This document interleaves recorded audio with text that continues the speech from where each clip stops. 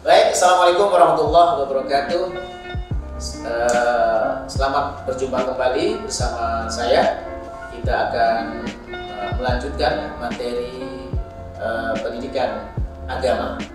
Untuk itu, kita simak bersama-sama.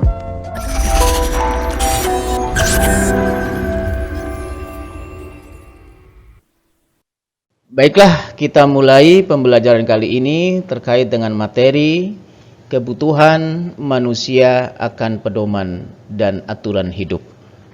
Mengapa manusia butuh pedoman hidup? Tentunya manusia dikatakan sebagai makhluk sosial. Artinya, manusia tidak dapat hidup dan berkembang dengan baik tanpa bantuan orang lain.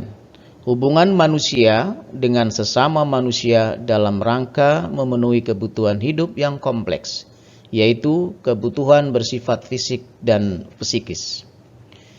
Substansi hubungan manusia itu pada pokoknya adalah saling memenuhi kebutuhan masing-masing. Ini pertanda bahwa manusia diberikan batasan-batasan tentang perbuatan yang baik untuk keharmonisan interaksi antar manusia. Di samping sebagai makhluk sosial, tentunya manusia juga sering disebut sebagai homo religio, yaitu makhluk beragama, di mana manusia secara fitrah membutuhkan Tuhan, membutuhkan Allah, membutuhkan arah tujuan atau petunjuk, dan membutuhkan pertolongan. Manusia menyadari betul akan kelemahannya. Karena itu, manusia memerlukan pedoman dalam hidup dan kehidupannya.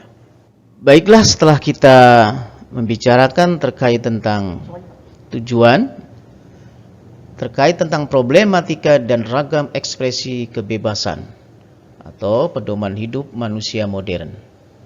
Paling tidak ada 4 doktrin ya terkait tentang manusia modern itu. Yang pertama adalah materialisme. Ya. Kemudian yang kedua liberalisme. Dan ketiga sekularisme dan yang keempat hedonisme. Mengapa agama dijadikan sebagai kebutuhan yang sangat mendasar sekali? Yang pertama, agama merupakan risalah yang disampaikan Tuhan kepada para nabinya untuk memberi peringatan kepada manusia. Kemudian, agama juga memberi petunjuk sebagai hukum-hukum sempurna untuk dipergunakan manusia dalam menyelenggarakan tata hidup yang nyata. Mengatur tanggung jawab kepada Allah Subhanahu wa taala, kepada masyarakat dan alam sekitarnya. Oleh karena itu, kewajiban semua orang untuk menyadarkan bahwa agama merupakan kebutuhan umat manusia.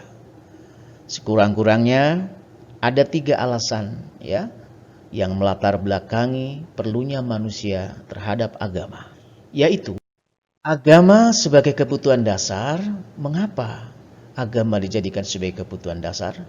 Yang pertama adalah fitrah manusia.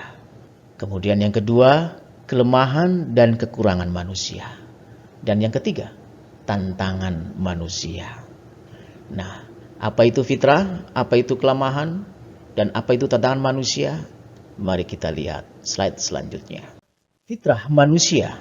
Dalam konteks hal ini, diantaranya adalah ayat Al-Quran di dalam surah Ar-Rum, yang artinya, maka hadapkanlah wajahmu dengan lurus kepada agama Allah. Tetaplah atas fitrah Allah yang telah menciptakan manusia menurut fitrah itu. Tidak ada ya perubahan pada fitrah Allah itu atas agama yang lurus, tetapi kebanyakan manusia tidak mengetahuinya. Yang kedua, kelemahan dan kekurangan manusia. Menurut Quraisy Shihab, bahwa dalam pandangan Al-Quran, nafs diciptakan oleh Allah dalam keadaan sempurna, yang berfungsi menampung serta mendorong manusia berbuat kebaikan dan keburukan. Dan karena itu, sisi dalam manusia inilah yang oleh Al-Quran dianjurkan untuk diberi perhatian lebih besar. Fa'alhamaha fujuruha wa taqwaha. Ketiga, tentang manusia. Faktor lain yang menyebabkan manusia memerlukan agama karena manusia dalam kehidupannya menghadapi berbagai tantangan, baik yang datang dari dalam maupun dari luar diri manusia itu sendiri. Tantangan dari dalam dapat berupa dorongan hawa nafsu dan juga bisikan setan. Bisikan setan ini yang selalu mengajak manusia untuk berbuat jahat. Sebagaimana di dalam surah Yusuf ayat 5 dan surah Al-Isra ayat 53. Yang artinya sesungguhnya setan itu adalah musuh yang nyata bagi manusia. Kemudian dalam surah Al-Isra 53, dan katakanlah kepada hamba-hambaku, hendaklah mereka mengucapkan perkataan yang lebih baik. Sesungguhnya setan itu menimbulkan perselisihan di antara mereka. Sesungguhnya setan itu adalah musuh yang nyata bagi manusia.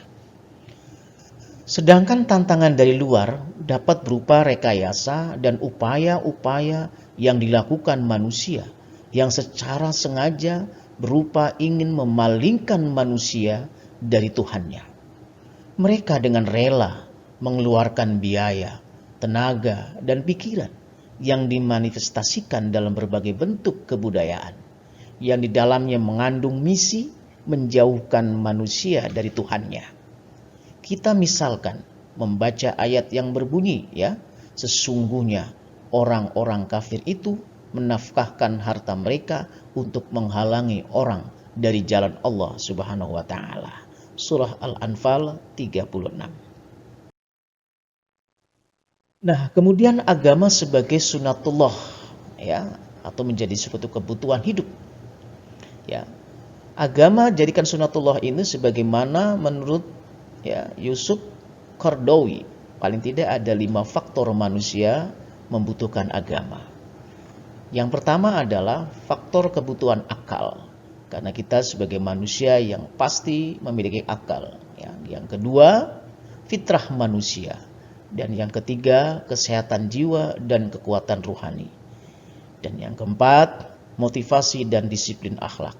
Dan yang kelima, solidaritas dan soliditas. Nah, selanjutnya mengapa Islam disebut sebagai agama rahmatan lil alamin? Islam adalah agama terakhir yang kedudukannya mengoreksi dan menyempurnakan agama-agama sebelumnya. Kemudian ajaran Islam juga adalah ajaran yang universal, yang baik secara normatif maupun secara historis, berlaku untuk semua manusia. Kemudian kehadiran umat Islam dimanapun berada harus menebarkan kebajikan dan kedamaian bagi seluruh umat manusia. Baik, demikianlah pertemuan kali ini. Semoga materi yang sudah disajikan tadi menambah wawasan buat kalian semua, dan sampai ketemu kembali. Terima kasih. Assalamualaikum warahmatullahi wabarakatuh.